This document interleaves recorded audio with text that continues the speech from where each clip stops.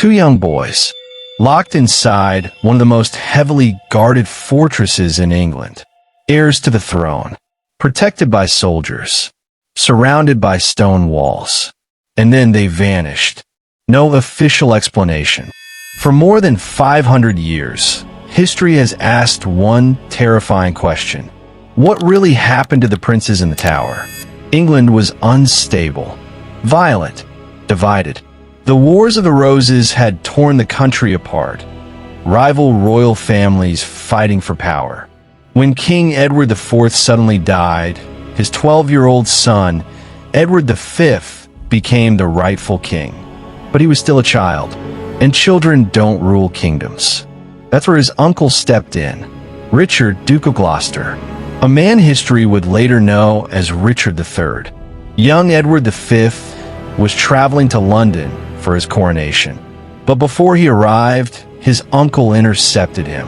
Richard claimed he needed to protect his nephew from enemies. Edward was escorted to the Tower of London. At the time, the Tower wasn't just a prison. It was a royal residence, a secure fortress, a traditional place for kings to stay before coronation. Soon after, Edward's younger brother, 9-year-old Richard of Shrewsbury, joined him there. Two boys, alone, under their uncle's control. Then something shocking happened. Richard declared that the boys were illegitimate. He claimed their father's marriage had been invalid, which meant Edward V was no longer king. And suddenly, Richard III crowned himself. The coronation date for Edward was canceled, and after that, the princes were seen less and less, until they weren't seen at all. Witnesses reported seeing the boys playing in the Tower Gardens during the summer of 1483. They appeared normal, healthy, alive, and then silence. No funeral, no official statement, just disappearance. And in medieval England, silence was often more terrifying than truth. This is the most widely accepted theory. Richard had the strongest motive. The boys were living threats to his throne. As long as they were alive, rebellions could rise in their name. Some accounts, written years later, claim the princes were smothered in their beds, allegedly by a knight named Sir James Tyrrell. But here's the problem. There is no signed confession, no court record, no physical proof, just historical accounts written after Richard's death. And history is often written by the victors. Richard wasn't the only one with motive.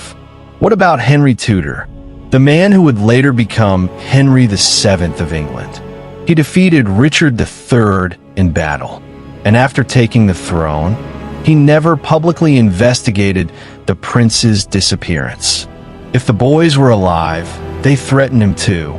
Some historians argue, what if they survived Richard, only to be eliminated later? Again, no proof, only suspicion. In 1674, nearly 200 years later, workers renovating the tower made a chilling discovery. Beneath a staircase, they found a small wooden box. Inside were two small skeletons. Children. The bones were believed to belong to the princes. They were eventually reburied in Westminster Abbey. But here's the twist. Modern DNA testing has never been allowed, so we don't know. Those bones could belong to the princes, or they could belong to completely different children.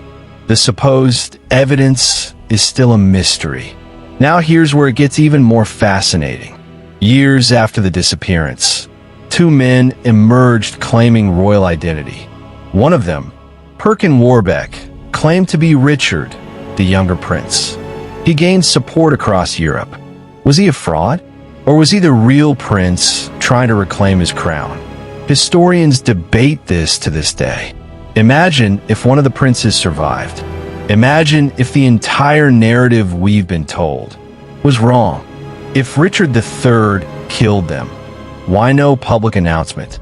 If Henry VII killed them, why no evidence? If they survived, where did they go? And why has no definitive proof surfaced in over 500 years? The Tower of London still stands today.